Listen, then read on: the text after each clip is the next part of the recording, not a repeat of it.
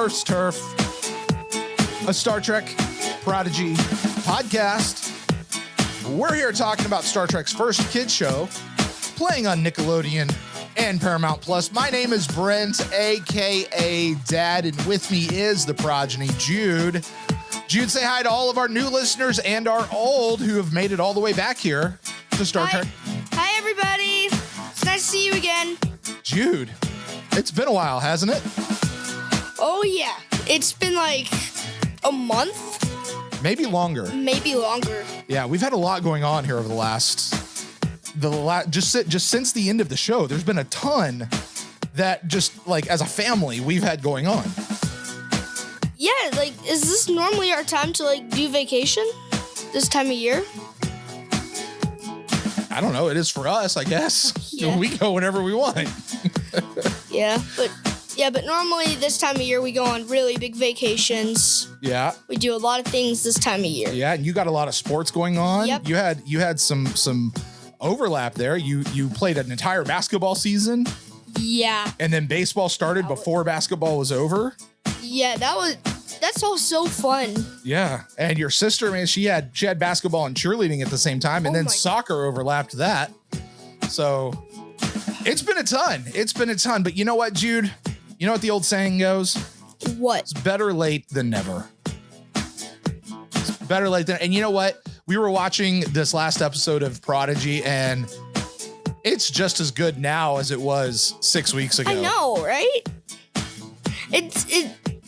It's like when you watch it, it's like you go back in time and like it feels like you're watching it for the first time. Yeah, it does. And speaking of going back in time, who knew that the Diviner went back in time? Yeah, we're going to talk about that. We're absolutely going to talk about that. We are talking about the 10th episode of Star Trek Prodigy, A Moral Star, Part 2. Woo, Jude. I mean, okay, I got to talk about this episode just a little bit more. For 9 episodes, we have been going through, we've been tracking, we've been learning about Starfleet, we've been learning about Star Trek, we've been learning about the values, the morals, what Star Trek is, what it's not, all of those things. And man, this episode, I feel like it brought all 9 episodes together into one. Oh, yeah. Answered some old questions for us. It really did. Yeah. Gave us some new questions. Yeah, it really did. I have so many questions. And now we have to wait. For how long? I don't know. That's the thing. This is just the first half of the season. The second half of the season is the second half of the season. Yeah, it's just supposed to come out in sometime late 2022. Thanks, Paramount Plus, for the clarity on that one. Sheesh. I thought this was the first season. No, this is only the first half. So we still have more. There's tons more. Oh, wow. Tons more. They've actually, I've heard they have already been contracted for 40 episodes of Star Trek Prodigy. It could go longer, but there's at least 40 it has to go longer. The table. Well, Jude, that's not all we're going to be doing today is talking about this episode. I'm springing some new stuff on you. We're changing things up here at Murph's Turf. Maybe you've heard the bed music playing under this. This is just going on for the intro. I promise it'll go away eventually. But we're going to add some stuff to the show, Jude. We're going to give the folks out there more Murph's Turf. Yay! Murph's Turf. Lots of new stuff coming on here. But Jude, first, before we get to that, we have we have 2 brand new Apple podcast reviews. Ooh. Should we read them? Yes. All right, let's do it. Here comes the first one. The first one is from Green Diva 27. This is a 5-star review. This says, this podcast got me watching Prodigy. Here's what it says. It says, Brent and Jude have a great synergy on the show, and the closeness of their relationship is very much reflected in their easy conversational dialogue. It's been fun to hear Jude settling into podcasting and to hear him taking on increased responsibility with the different segments. Jude is a bright and intelligent 9-year-old with impressive powers of observation and a big imagination. And it's always a treat to hear what he has picked up from each episode and to listen to his creative theories on possible future events of the show. I highly recommend this podcast for anyone watching Prodigy or who is even thinking about watching it. The show and the podcast are great for young, old, and in between, and for all levels of previous Star Trek knowledge. Well done, you two. 2 thumbs up. Thank you. That's pretty cool. Thank you, Green Diva. That was a long review.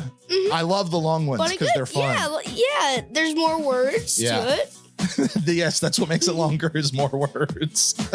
There's a second one that's not nearly as many words, but it's just as awesome. This is also a 5-star review, and it's titled Incredible. And you might catch this one. This says Uncle David 444. Might have come in from a relative. I don't know. Maybe there's lots of Uncle Davids out there. Here's what it says. It says, I loved every second of it and can't wait for more. Yay! So thank you, Uncle David 444 and Green Diva 27. And Green Diva 27. Yeah, that is awesome. Thank you guys so much for that. And hey, listen, if anybody out there wants to write in a review, you can do that, and we'll read it on a future episode here of Murph's Turf. Jude, if anyone out there wants to share their thoughts with us, maybe leave us a review, how can they do that? On our Twitter account, it is Murph's Turf Pod.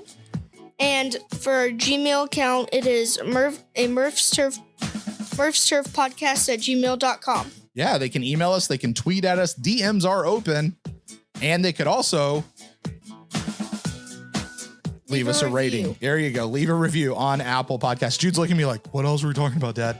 Yeah, that's it. All right. Well, Jude, that's enough of this intro. Why don't we get into it?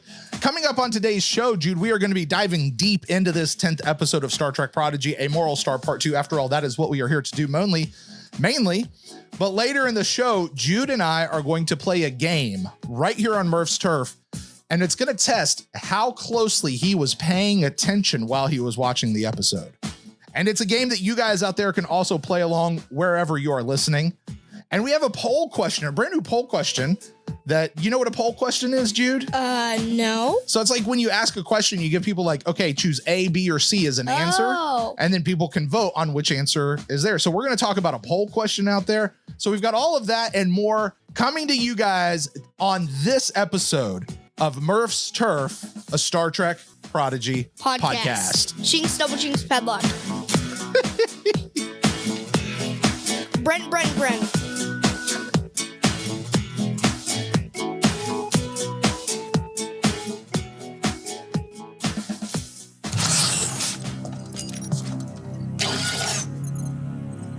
You're disabling the ship. Why didn't you warn me? Because I am the answer to Starfleet. I had upgraded her programming to prevent any of your overrides.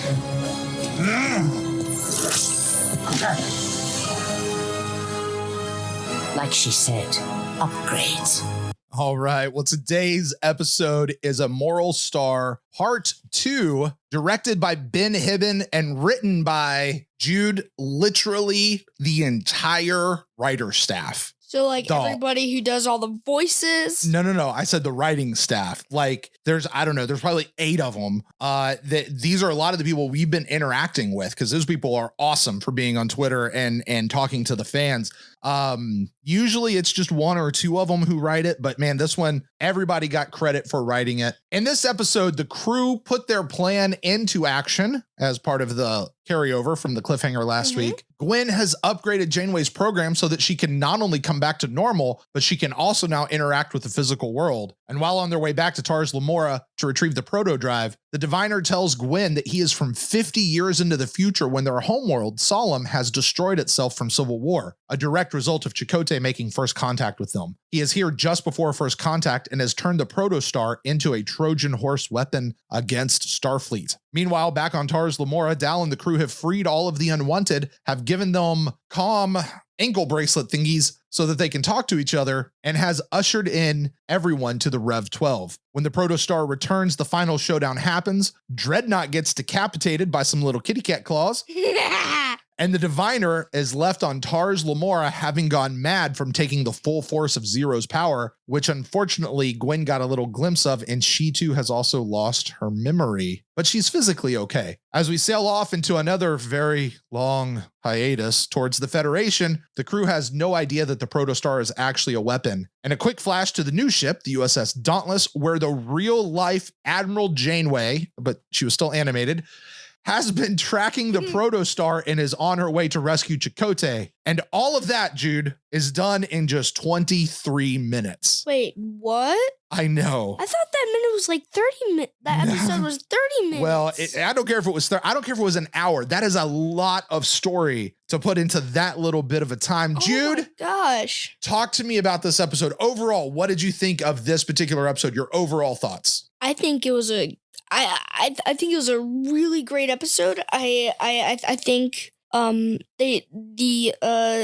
story writers did an amazing job of fitting all of that into just a 23-minute episode. Yeah, I am still floored, Jude. I know we just talked about it. That's such a great of episode. how fast they did it. This was just fantastic. I mean, dude, I kind of said it in the opening a little bit. What I love most about this is they took everything that the crew has learned over the course of the previous 9 episodes. Mm-hmm. The work together, follow the protocols that Starfleet has in place, stick together, look out for each other, put somebody else's needs in front of your own. All of those things. Sometimes you have to sacrifice yourself, right? Mm-hmm. They put all of those things into play to do this final showdown with the diviner, which I'm not sure if this is going to be the final showdown or not. We'll see. Well, that'd be really hard because they Zero went supernova on him.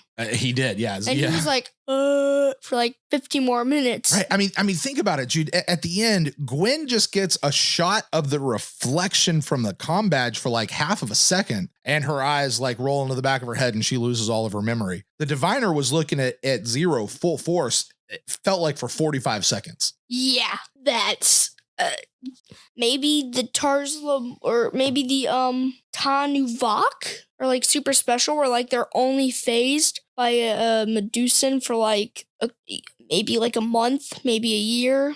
Well, whatever it is, I don't know, but hopefully Gwen's going to be okay. Yep. She doesn't really seem to remember that the protostar is actually a weapon, and they shouldn't go to Starfleet, but we'll see what happens. Jude, talk to me about some favorite moments from this episode. All right. The beginning. As always, Jude is a big fan of the opening credits. Yes. Rock, when they were fixing the core to Rev 12 and they were getting the thing back on, like Jango Pog's like, what do I do here? And then Rock's just like, is that how I didn't know you could fix things by percussive maintenance? Percussive maintenance. Dude, do you know what percussive maintenance is? Just staring at it? No. So percussion is like percussive instruments, percussion instruments are ones that you hit. So like a drum where you hit it. That's a percussion instrument. A xylophone where you're hitting it. Steel drums where you're hitting it. Technically, a piano is a percussion instrument because when you hit the keys, there's little hammers inside the piano that are hitting the strings. Oh. Technically, it's a percussion instrument, but it's also a string instrument. So that's percussion. Percussion is when you hit something. Okay. Maintenance. So percussive maintenance is it's a funny term of saying you're hitting something trying to fix it. It's like the TV goes on the fritz, so you hit the TV until it works. That's percussive maintenance. And like Jenkum's like, let me figure this out, kid. And Rock's like, you could just reroute the matrix to blah blah blah ... And then Jenkum was like, okay, I'll just hold the door. You go do all that. And then Rock's just like, I pull this cord, I put it here, I take Murph, and he just opens up his mouth and it just goes like a super cannon and gives it so much energy, and then they have the gravity field back on. You know, that was one of my favorite parts too. Like I loved the idea that Jankum was just like, I don't know what to do. I don't know. Let me try to figure this out. And Rock's like, well, you should do this. And Jankum just turned around and went, hey, you know what? You do it. Like he didn't like, oh, this is mine and I have to be the one to do it. Like he wasn't like super prideful about it. Yeah. He just needed it done. He's like, look, you're obviously better at this than I am now because you spent however long unknown alone learning all this stuff. Oh. You do it. And I'm just going to hold back the doors. So yeah. Jankum is like, what what's that guy from Karate Kid, the teacher? Mr. Miyagi. Yeah, like him with fighting the bots. Like the bullies are fighting the Oh, kid. like in this fight. Yeah, Jankum, so this may be a little bit moving into predictions later on. Yeah. But you're bringing it up now, so I want to talk about it. It occurs to me, you remember with Rock, they kept like trying to make her the security chief. Yeah. Like, I don't want to be a security chief. And Jankum's been like the engineer. Mm-hmm. It wouldn't shock me if this is a way that what we see in the future is that Rock becomes their engineer and Jankum turns into their chief of security. And like, what is stopping Jankum from just taking his little arm transforming thing and just turning it into a machine gun and going pow, pow, pow, pow, pow on the bots? Or a machine phaser. Maybe, yeah. Because they don't have guns in the future. Dang it. So, yeah, I mean, Jankum could probably definitely do that, you know? Yeah. And Jankum is now one of my favorite fighters. Oh, interesting. I feel like Jankum is one of those characters that a lot of people like might kind of like, but he's like their third or fourth favorite character. There's not a ton of people that I think are like, yeah, I love Jankum Pog. And so I'm glad to hear like he's moving up the list for you. You know? Yeah, like this episode, you like ranked up a lot in like favorites and stuff. Like, fair enough. Yeah. And next, Painway is Janeway. What the heck? Oh yeah, you didn't see that one coming, did you? No, I did not. You know who else didn't see it coming? Who? The Diviner. Hey-o. I only entered to Starfleet now. Now I go kick your butt. Yeah, wasn't that an amazing, like when she just transforms back into regular Janeway? Yeah. That's... Well, and not just that, but the second part of that, she got some upgrades. Yeah. Where she can hit stuff, you know? Pow. Which, Jude, it is a thing. And as an old-time Trekkie, that's been a thing that like I've been kind of curious about. I think I might have mentioned it on an earlier episode. But we've seen holograms for years in Star Trek. And usually they're able to pick stuff up, hold stuff, do things. And Janeway said in the very first episode, she's like, look, I can't do anything. I can't touch anything. I can't do whatever. I'm just a hologram. You guys are the ones that have to do it. Big fat lie. What was it, a lie? Or was it a way that either the Diviner, when he got control of the Protostar, he reprogrammed Janeway? Maybe. Or is that the way Janeway was programmed as a training hologram? That would be smart. You know what I mean? So maybe she actually was designed to not be able to touch stuff because she was a training program and they didn't want her physically handling stuff because that's how people get trained. You can't get trained if somebody's always doing it for you, can you? Nope. You know, so that is a possibility. In my head though, I think it's something the Diviner did. No, but until they tell us later, I think it's something the Diviner did. No, where she can pick things up. Yeah, like I think she used to be able to pick things up, and then the Diviner came in and reprogrammed her to say she can't, and Gwen basically put her back to where she could. That's what I think. In my head, that's what happened. It could go the other way. I wouldn't be mad if it did. But yeah, Janeway getting upgraded was awesome. Now she can touch stuff. Now she can give Rock that hug. Yay! All right, Janeway kicked the snot out of Diviner. Oh yeah, should we try to rip those tubey liquid thingies off and all that kind of stuff? Yeah, but I think episode mistake when they were showing their solemn. Yeah, he had his tubes back up and there were liquid flowing through them. Oh no, he didn't. Yes, he did. I mean, I guess he was kind of walking. Did they like have to fix it real quick? Maybe. That's a good point, Jude, because he was kind of walking around like he was okay. But yeah, you're right. Like, or maybe a deleted scene. Maybe. I don't. Aaron, you got to get with us, buddy. You got to, or Benson, since whoever's listening out there that works on the show, was that a mistake? That's a question. Was that a mistake on y'all's part? Was it a deleted scene, or did we just miss something? Good catch, Jude. Good catch. Yeah, and one more thing. Maybe when he shot his things out at Dow. Oh, he called it the heirloom, right? Yeah. The same thing that Gwen has, right? Yeah, and like maybe that was what was holding the tube up, and I was thinking that, but like once it did it, and they showed a picture of him again, and I was like, that's not it. So either what you said, it was a deleted scene, or it was a mistake. And all right, this is more towards the end of the episode now. I'm getting towards the end. At the end, they show like kind of recaps. Janeway was sitting there with her mug drinking coffee. Because that's what Janeway does. Yep. And Murph was eating like a little iPad again. Because that's what Murph does. Yep.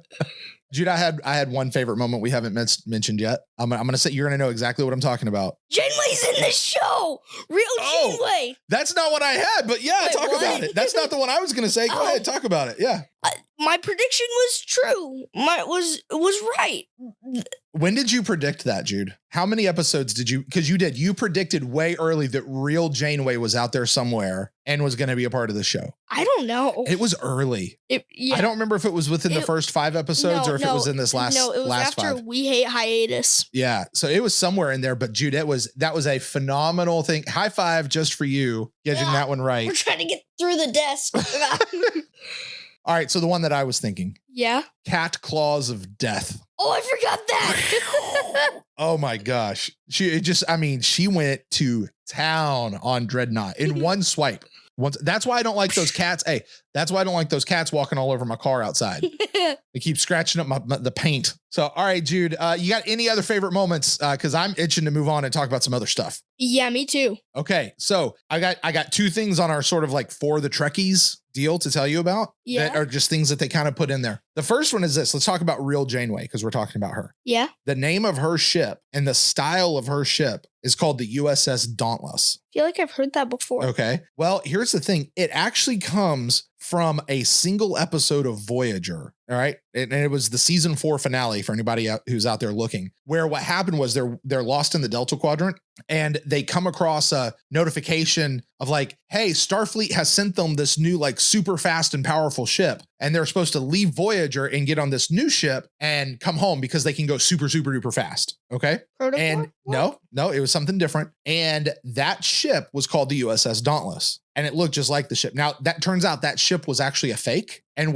there was another alien who was trying to get the people in Voyager to abandon their ship so he could take it and go away with it. Oh. And obviously it didn't work out. But here's what happened is Voyager had lots of scans of that ship. They looked and saw what was going on. They had all these ideas for how to do this thing. And what Aaron, and this is kind of the second thing, Aaron, our buddy Aaron, good Aaron, he's one of the writers over there. He was talking about this moment and a few others. And he said, look, here's the thing. When Voyager was going through the Delta Quadrant, they came across many different ways of faster than warp travel, of ways to get places super duper fast. Now, they very rarely ever made any of them actually work, okay? But they had all this data in their ship that when they actually did make it back to Starfleet and the super smart people at Starfleet started looking at it, they started developing those ideas. And so all of a sudden, Starfleet just a few years later has all this great technology that like it just like got pushed on fast forward and spurred a whole new level of ship propulsion and ship technology, which is where the Protostar came from. And like that was a one method. The Dauntless, I don't think the Dauntless had a Protostar method. I think it was something different. But that was the ship that Janeway had chosen, like kind of for her Admiralty ship, her flagship. Why not Voyager? Voyager was a perfectly fine ship. No, because when they brought Voyager back, they pretty much took everything apart from Voyager. What? Because they were trying to learn everything that Voyager had done while it was over there. Plus, Voyager had just been on a really tough journey, like the ship did, for 7 years. So and got shot by torpedoes. Like there's just a ton of stuff happened to Voyager itself. So apparently, they turned Voyager into a museum, which is a lot of times what you do with an old ship like that. We're not going to put it out there again because we're moving on. We've got bigger, better ships. But this is a historical ship, so we're going to put it in and turn it into a museum. And we can do that here on Earth today. There are lots of old ships from military people or from ancient military times, not ancient, just past military times that aren't being used in wars anymore or for the military anymore. And they're ships. Mm-hmm. And you can go visit the ships and see what the ship is like. So anyway, those are the 2 for the Trekkie moments that I have, because they're really, I don't know that there was a ton of like callbacks or call outs until that moment at the very end, which is kind of neat. So anyway, moving on, Jude, let's talk about some things we learned. What did you learn in this episode? Because we've had lots of questions we talked about earlier. We've had lots of questions. This episode answered a lot of them for us. What are some of those questions that got answered for you? The Diviner can control Gwen's heirloom thingy. Yeah. But this is kind of questions. Why couldn't Gwen control it to go back off of her? It's almost like a trap. It's almost like the Diviner had like a master control over it, and like Gwen just sort of had like user access. Yeah. It's like the computer you have in front of you. Yeah. Like you have user access. Wait, what? I have master control. There are things that you can't do that I can do on that computer. Aww. Okay. Like I've locked that down for something that's appropriate for you. So maybe the diviner did that with the heirloom. He called it the heirloom. That was a thing too. Because remember we kept talking that sword thingy, malleable matter, whatever. We didn't know what to call it. We have a name now. Yeah, It's the heirloom. Yeah. Heirloom. Do you know what an heirloom is? Yeah. What's an heirloom? It's like kind of like an old like an old really special item. And what happens with it? It can be sold for a lot amount of money. Nope. That's not the, well, I mean, usually it can't, but no, the idea of an heirloom, Jude, is something that it gets passed down through the family. Yeah. So like my great grandfather had it and he gave it to his son and then he gave it to his son and he gave it to his son and he gave it to my dad and my dad now gave it to me. It's an heirloom. This is something that's been in our family for a long time. It's been passed down. That's an heirloom. So he's talking about this. He's calling this an heirloom. It's something he gave to his daughter, right? Mhm. Or his progeny. Maybe he got it from his dad or whatever, but they're calling it the heirloom, which is super cool. Super duper cool. What else you get? How do you make a computer unhackable? Like, because they basically made Janeway unhackable. Yeah, I mean, you put passwords in and you protect it and you put a bunch of firewalls around it and a whole lot of computer stuff that frankly I don't understand. But I don't know that anything is ever truly unhackable. It might not be hackable yet. Yeah, and another is more of questions, but how isn't Jankum isn't a kid, I don't think. Yeah, you're right. We're kind of moving into questions going forward that we have, but yeah, Jankum's not. Jankum definitely seems older than everybody else. Mm-hmm. Maybe Zero a little bit too. Yeah, and Gwen. I mean, Gwen seems like Gwen and Dal both seem to me to be about the same age. Rock definitely I think seems to be the youngest. Maybe Murph. I'm not really sure. Well, although watch Murph wind up being the oldest out of all of them. Murph is like Grogu. He's like a little baby, but like he's actually 50 years old. Jude. What? We don't mention the other star thing on a Star Trek show. What's wrong with you? Sabotage. No, I'm just joking. That is like the dumbest thing. Wait. You know what, Jude? It is perfectly okay to like both Star Trek and Star Wars. And while you're at it, you should like Stargate. Stargate, Star Trek, Star Wars. Look, if it has the name Star in it, Battlestar Galactica, I probably am going to like it. Mm-hmm. It's not that hard. Yeah, and all right, what else did we learn though, Jude? I mentioned because there's one huge thing that we learned that we've had a question for this whole time ever since episode 1. Diviner got sent back 50 years in the past. Yeah. They went from a beautiful world. We learned his backstory. Mm-hmm. And I think we should assume that the diviner was telling Gwen the truth. Okay. I like, because a lot of times you're like, that's really coming from the bad guy though. Is he really telling the truth? I don't know. I think we should assume he was telling her the truth. In 50 years, they completely destroyed themselves. That's crazy. But did you hear what he said was the catalyst for the whole thing? Nope. So what's a catalyst? The thing that started the whole thing, the thing that started First contact. You remember what first contact is? Let's bring it all back together. It's when say Star Trek is real and Earth is Earth today, and then Klingons just come over here and say, hey, aliens are real. That would be the first contact. Yeah, exactly. We actually had a whole episode called First Contact. Remember that was the one with the Ferengi captain and everything like that.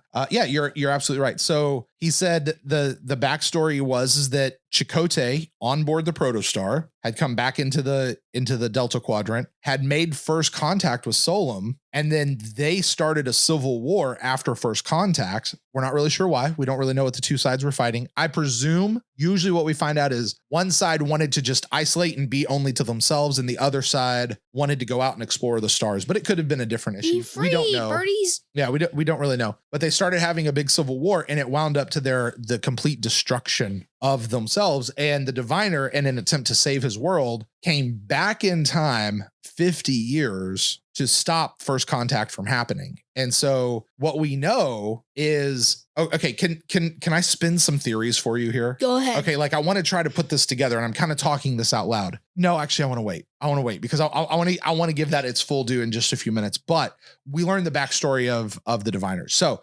I got one more thing that we learned that we didn't know, or at least maybe I just learned it for the first time. All right. Gwen's full name is Gwendala. Oh yeah. That's a beautiful name. Like, that's a cool name. Like, save that for your own kid one day, Jude. Gwendala. Like, I love it. Like, you can call her Gwen all you want, but Gwendala, it's good name. All right, Jude. Did you learn any lessons? You know, Star Trek's always trying to teach us something. Did you learn any lessons out of this one?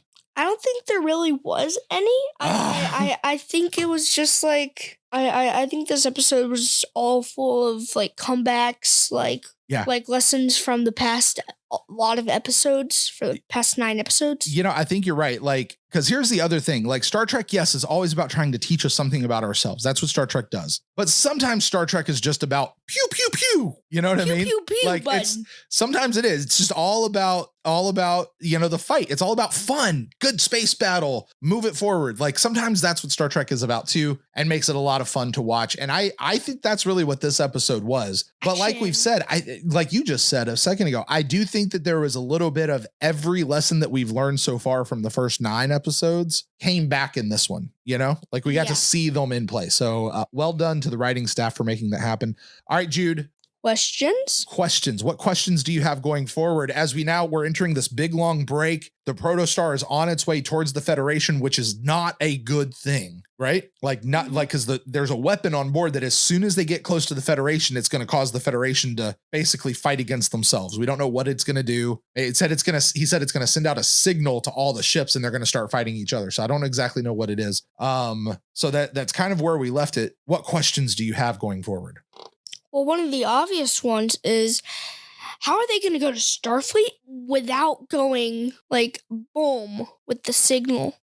Yeah, that's a very good question. Yeah, that's what makes us all nervous. Like, oh, how's that going to work out? And at the end, they said two proto warps is just a coincidence. What do they mean by that? It's just a coincidence.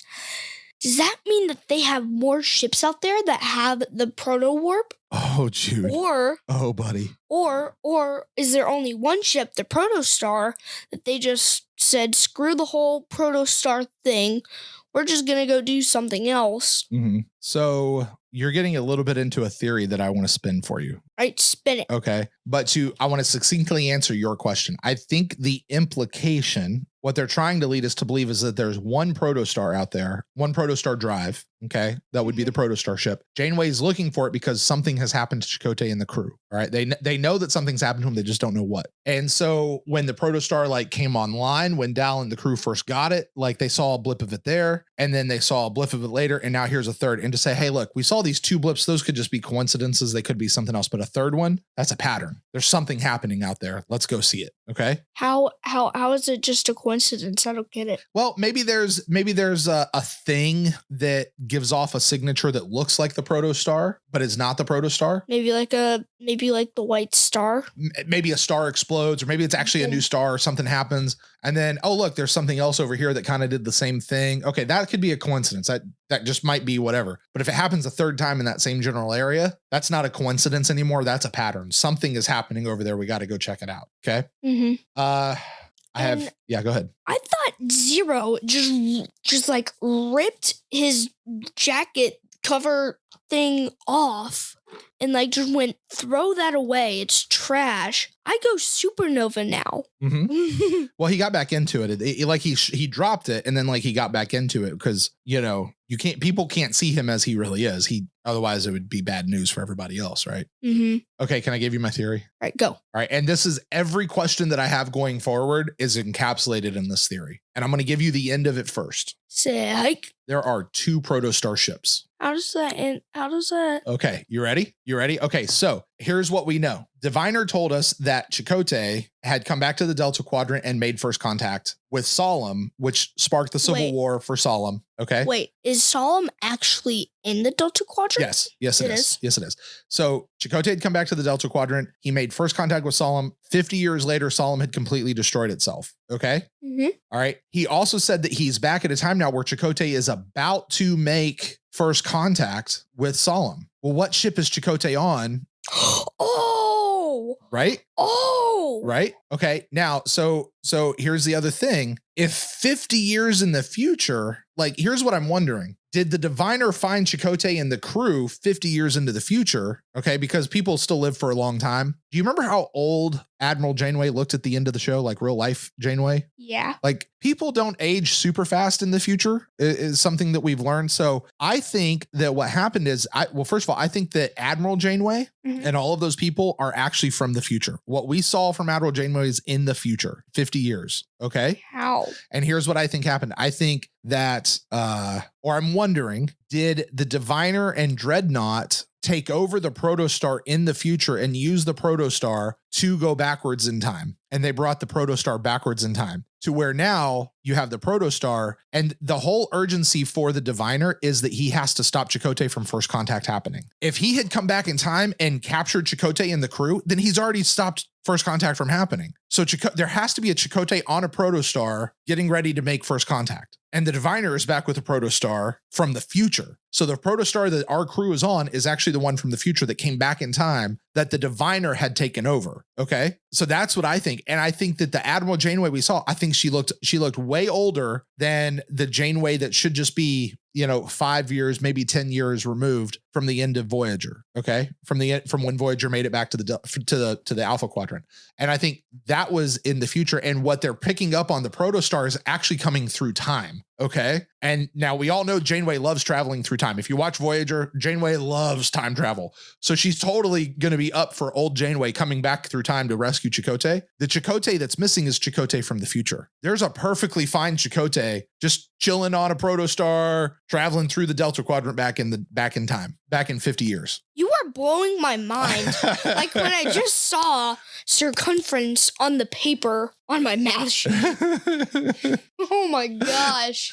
So that is my theory, is that there are two Protostars in this timeline. The Admiral Janeway that we saw is actually in the future. And now it is possible that the Diviner came back in time and then, got a hold of the Protostar back then.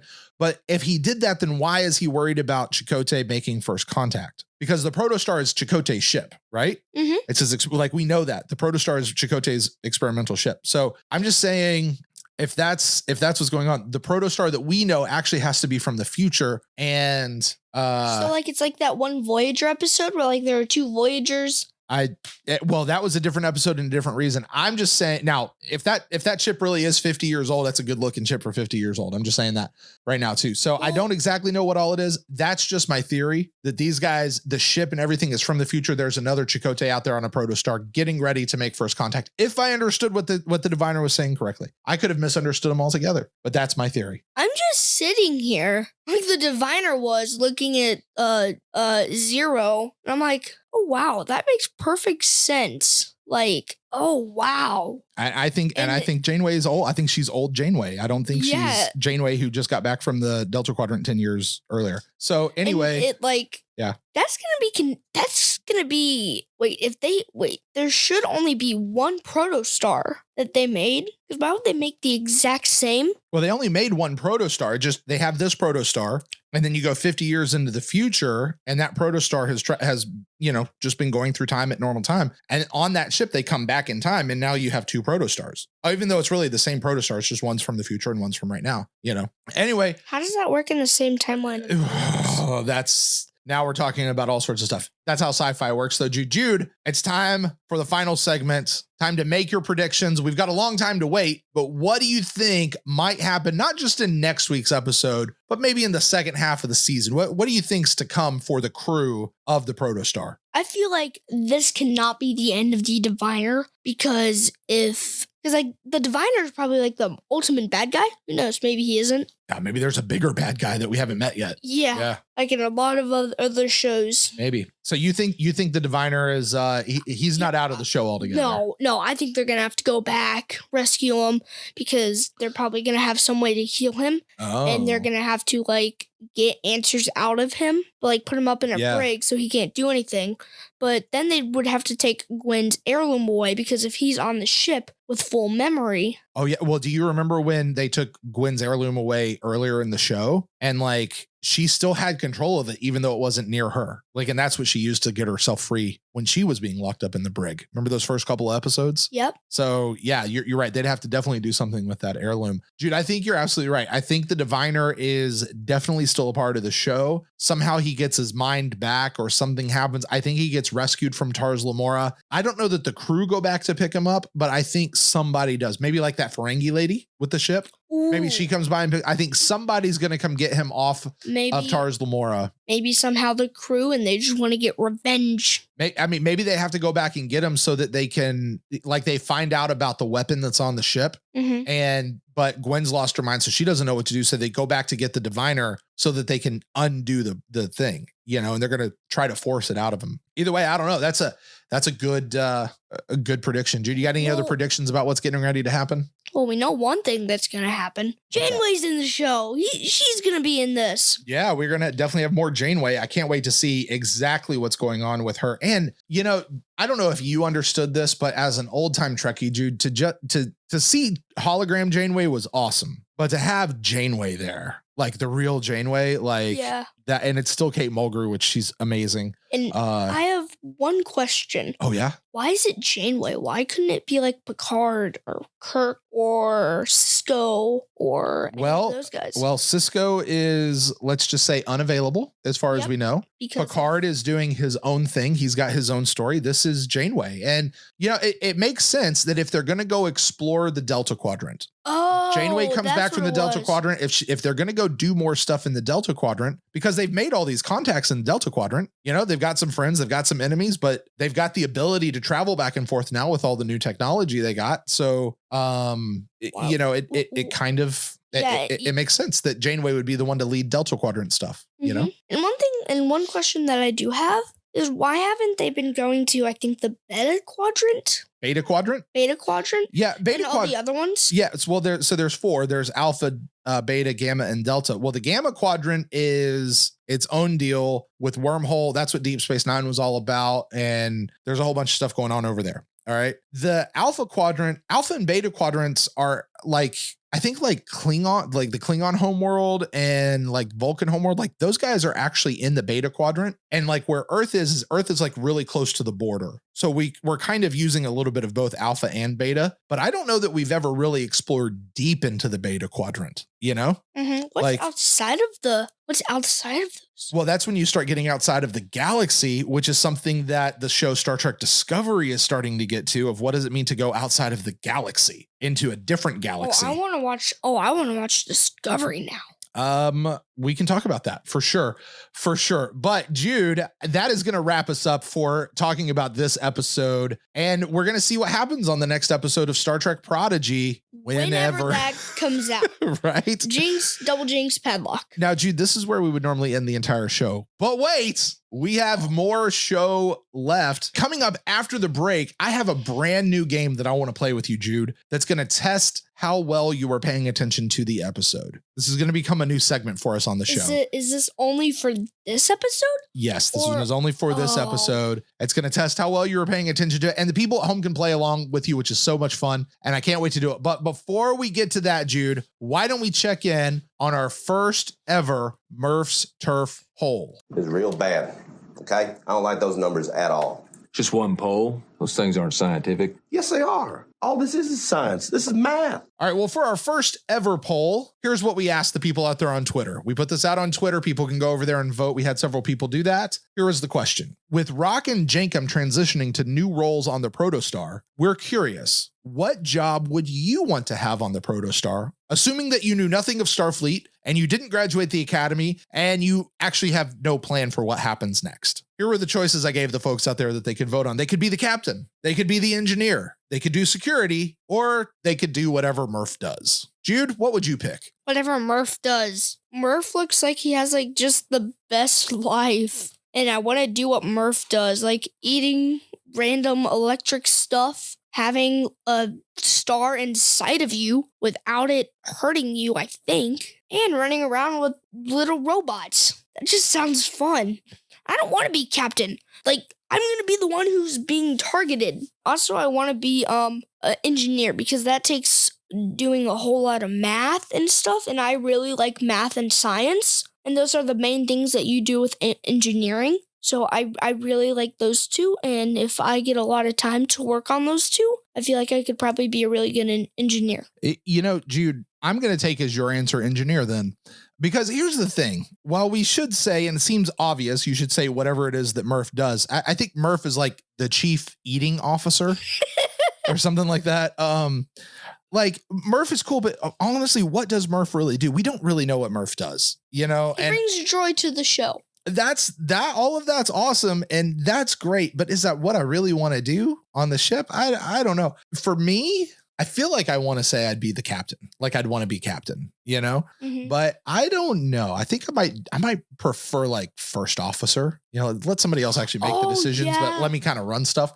I might prefer that. But of the choices given, I think I would do security. Really? Yeah, I think I would do security. Engineering sounds fun, but I think I'd probably, if it's not captain, I'd do security. Oh, security would be good for me because like I'm a black belt. You're a second degree black belt. Yes, folks. That's right. Jude is a second degree black belt in his chosen, in what? Taekwondo. You do Taekwondo at 9 years old. Good job, kid. Good job. All right, guys. Well, Jude, would you like to know what the folks out there said? Sure. All right. Well, coming in at let me just say this. In last place, 9.5% of the people out there said they'd like to be captain. What? Whoa. Yeah. That's unexpected. What the In heck? third place, with 14.3% of the vote, security. And in second place, with 19% of the vote, is an engineer. Yay. Now, if you're doing the math, you already know whatever it is that Murph does won by an overwhelming landslide at 57.1%. Gosh. Of our respondents. So there it is, Jude, our first ever Murph's Turf poll. Thank you to everybody who voted. Hey, keep an eye out on our Twitter account. Go find us over at Twitter. We'll put these polls out as we come up on future episodes. Stick with us, folks. We're going to be right back after this break.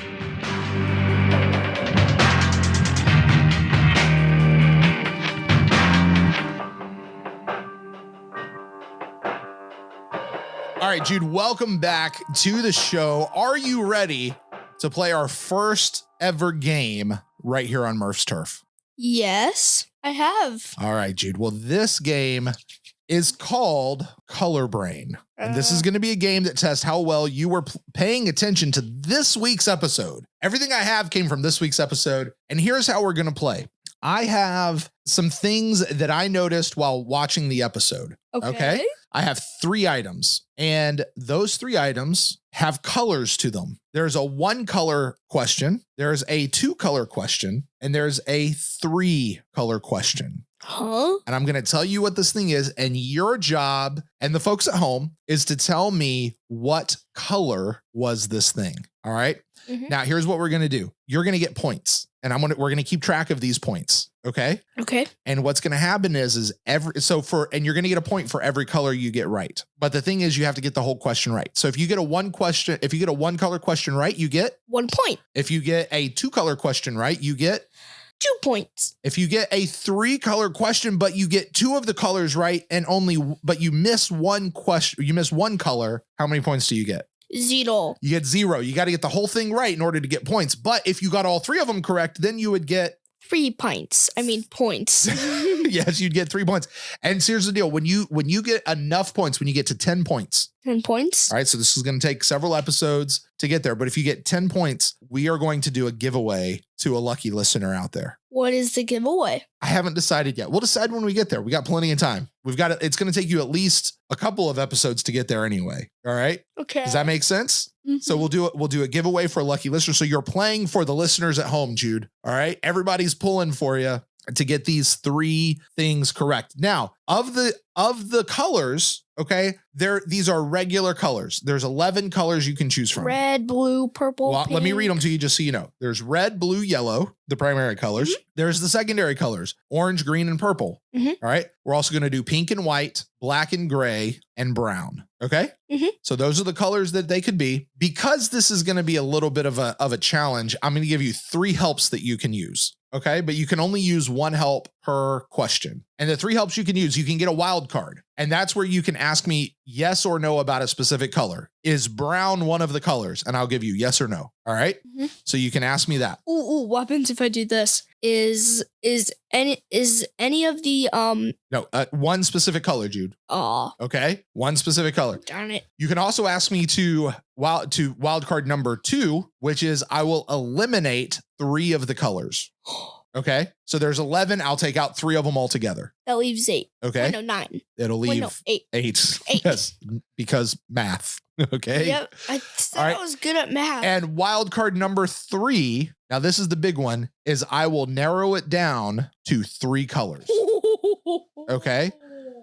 But this one is not available on a 3-color question. All Aw. right. So if you don't get any extra points for not using them, but you don't get any points taken away for using them. Okay. So you can only use wildcard number 3 on a one color or 2-color question. All right. But there's also wildcard number 2, where I will eliminate 3 of the colors from the spectrum. And there's wildcard number 1, where you get to ask about a specific color. And I get all of these 3 times or just Nope. one You get them 1 time per game. All right. per each episode? Yep. 1 time per game. Does that make sense? Mm-hmm. All right. Now, if you're ready to play. Ooh. All right. You said this is gonna be a challenge. It's going to be a challenge. Let's roll our game music. Boom.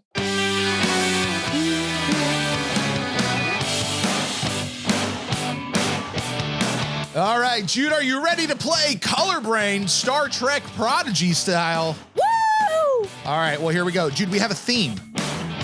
Today you have a 1-color question, a 2-color question, and a 3-color question. Only one of each? Only one of each. All right. Okay. There's a theme. The theme for today is stuff they were wearing. All right. Okay. All right, here we go. I'll let you pick which one do you want to go with first. Do you want the 1-color question, the 2-color question, or the 3-color question? Which ones are harder? You have to wait and find out. I'll do 3 and narrow it down to 1. Ooh, you want to go 3 and then narrow it down to 1. Okay, let me remind you, wild card number 3 is not available on this question. Dang it. And you can only pick 1 wild card per question, okay? Okay. All right, here we go. The crew got new uniforms this season. Mhm. We saw them a lot in this episode. Those uniforms are made up of 3 colors. What 3 colors are their uniforms made up of? I will tell you, it does not count the badge on their shoulder. Oh, That does not count as one of the colors. I'm talking about the actual uniform that's on their body. Oh. And I'm specifically talking about the uniform that Dal and the crew are wearing. Okay. I want 3 to colors. say it's white, black, and gray, but I don't think gray is a part of it. Maybe it is. It's okay. You can talk it out. This is hard. I mean, the 2 obvious ones are white and black. Yeah. Yeah. But there was a 3rd color. I stopped. I looked at it real closely. There was definitely a 3rd color. I think it was gray. Is that going to be your final answer? Yes. Are you locking it in? Yes. Or are you still talking it out? Yes, I got it. I think so. Okay. You don't want to use a wild card? I You probably don't have to. I probably shouldn't I? It's up to you, buddy. It's up to you. What was number 1 wild card? The first one? That is you can ask me a yes or no question about a specific color. Say, was this one of the colors? It had to be a specific color. I want to use it, but You could save it. what was the second one? The second one is where I will eliminate 3 colors. All right, do that one. Do the second wild card. You want me to eliminate 3 colors? Yes. Out of the 11 Yes. that it possibly could. Yes. You know what? Okay. Here are the 3 colors I'm going to eliminate: red, blue, and yellow. Oh, you have got to be kidding me. Oh, darn it. All right. Wild card number 2 is gone. Oh. You got to come to your final. When you're ready, you say final answer and lock it in. You can't look it up. Put the computer away. You cannot look it up. Oh, dang, this is hard. He's trying to cheat over there, folks. He's trying to cheat over there. All right, dude, you got to come up with an answer. All right. Final answer: gray, white, and black. Your final answer is gray, white, and black. Locked in. And Jude, you are correct. You just got 3 points. Yay! It was definitely there was white on the shoulders, there was black around the sides and the top and kind of down the legs, but the main part was gray. Yeah. The main part was gray. Yeah, absolutely. Yeah, I always thought that was white. It was a very dark gray. It's kind of black, but it was definitely gray. All right, Yes. Jude, good job on that I one. saw your face and I thought you were gonna go no. All right, good job on that one. You got 3 points. Ooh, just 7 more and we get to do a giveaway. You have a 1 color question left and a 2 color question left. Which one you want? You want to go 2? All right, here's your 2 color question. Jude, in the show, the crew that is left on Tars Lamora trying to go around freeing everybody, they had some jetpacks on, okay? Mhm. Out of the jetpacks were coming little flames. What 2 colors were those flames? Gosh, are you kidding me? You have got to be kidding me. He's trying to cheat, man. Don't look. Don't look at my sheet. Oh my! All right. So picture it in your mind. They got the jetpacks on. They're flying around. They've got little flames coming out, pushing them around. What are the 2 colors? One of them is definitely red because red is the red and purple final answer. You just going for it? Red and purple final answer? Are you sure? Maybe. You just said final. No, you said final answer, so I got to go for it, right? Okay. I got to take it. Yep. Hey, listen. You're 9 years old. You don't know how this works. If you say final answer from now on, I'm going to let you take it back right now if you want. But when you say final answer, that's it. Discussion over. Okay? Mm-hmm. You want to stick with red and purple? Mm-hmm. That's where you're sticking? Mm-hmm. All right, Jude.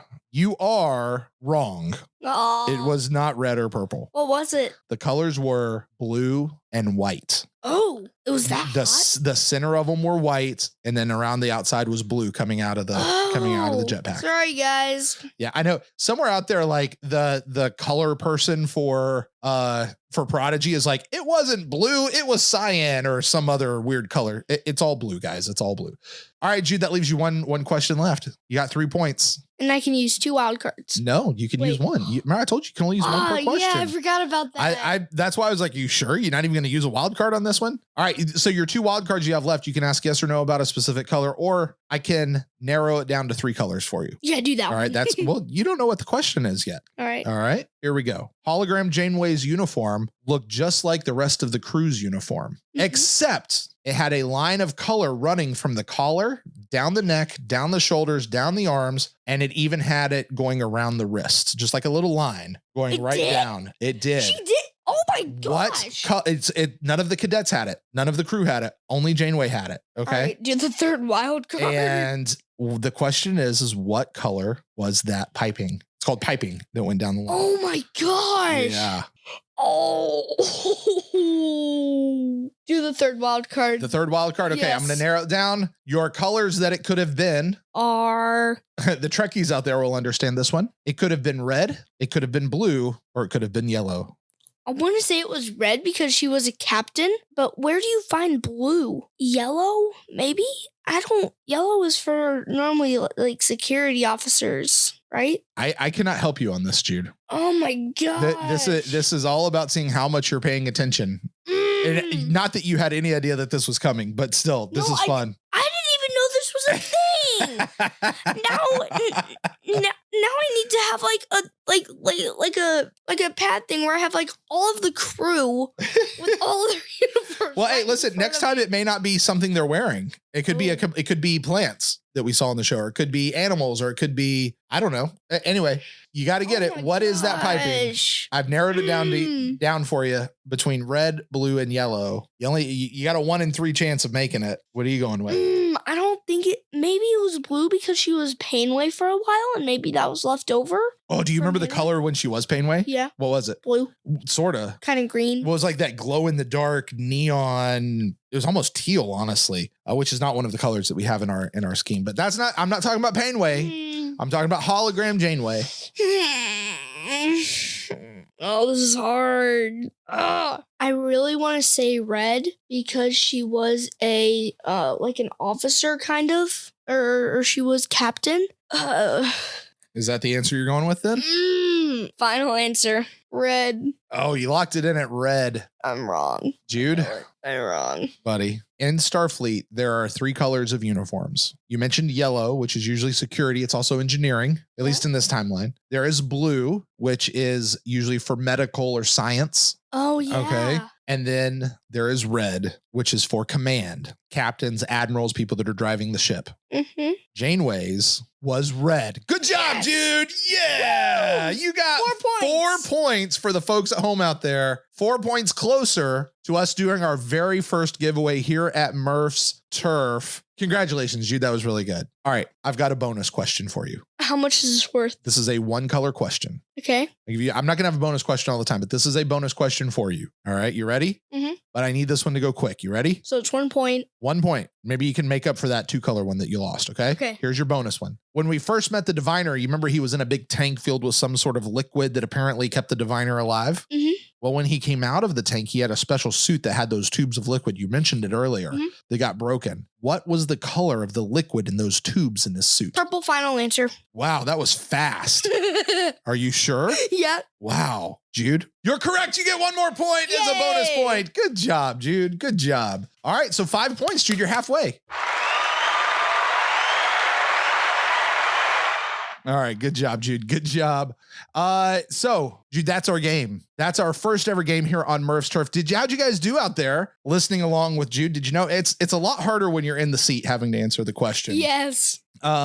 But Jude, that's going to do it for us for our game today. Thanks for everybody out there playing at home. And hey, listen, you want to know how you can enter to win? Well, for right now, here's what we're going to ask you to do. It's pretty easy. All you have to do is go over to Apple Podcasts, leave us a review. All right. But because Apple does this weird thing where it takes forever and then I don't really know who Green Diva and Uncle David are. Here's what I'm going to ask you to do. Before you hit submit, take a quick screenshot of the review. All right. It could be anything. We prefer the 5 stars, but anything. And just email us that screenshot to murphsturfpodcast@gmail.com. And that's how we're going to enter you to win. That's how you're going to get eligible for the prize, which we will tell you about at a later date. Maybe. When Jude gets to 10 points out there. It could be a really super cool prize. And hey, if you're somebody out there who wants to do the surprise, like you run a company that's Star Trek related, email me and we'll give away your stuff. Okay. Anyway, all of that said, Jude, man, I think that's going to get us today here on Murph's Turf, a Star Trek Prodigy podcast. Jude, you have fun? Yeah, I did. Yeah. Was it worth the wait? Oh, yeah. Maybe. Maybe? Yeah. You think so? I hope so. Well, Jude, you know what? It's going to be a while before our next episode of you're right. Star Trek Prodigy. Oh. So the question is, what are we going to do between now and then? Well, stay tuned. We are going to do something. We're not just going to be off for the next 8 months. Not, no. All right. That's not the plan. Hopefully it won't take us 6 more weeks to get out this next episode, but we'll let you guys know. I think we might dive into some of the Hageman brothers content or some of the other things out there that we'll be doing, but this is still Murph's Turf. As soon as Star Trek Prodigy is back, that's going to take over everything that we're doing. Yeah. And so that's it right there. So I guess until then, bye everybody. Bye. Jude, I appreciate you saying my name earlier to get rid of the jinx. That was nice.